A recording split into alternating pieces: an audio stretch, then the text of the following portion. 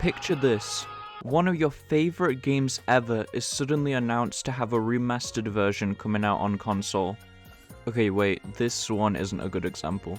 The greatest game ever is said to be remastered for new-gen consoles. Well, what does this version of the game include?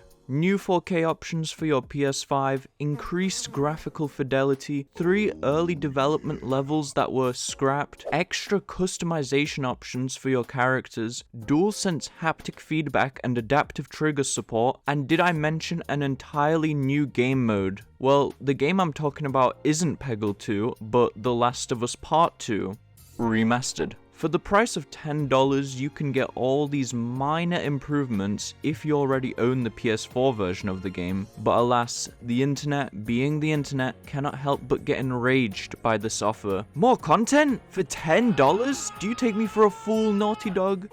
Now, PlayStation has been operating this way since the PS5's inception. There have been certain games that charge $10 to upgrade to a PS5 version of your game, which tends to just add higher frame rates and possibly a 4K resolution option, but what I find bamboozling is that people weren't up in arms about this before, like when God of War or Gran Turismo 7 had $10 PS4 to 5 upgrades, not the same way that people are outraged about it like they are now. And even more confusing is the fact that this Last of Us remaster actually offers new content, and while it's not anything major, neither is the price point that they're asking for. If you don't already own the PS4 version of The Last of Us 2, then yeah, I wouldn't recommend paying the $50 for the upgrade. Instead, wait for a sale on the PS4 version and then just upgrade to the PS5 version from there. Or you could always buy a used copy of the game for cheap. I think the only way to explain the internet's anger at this remaster is that they're just not fans of The Last of Us 2. Those people that think it's woke or that the story is bad. I can respect people who don't like the story, but I can't respect those that shit on the game at every possible opportunity. It is not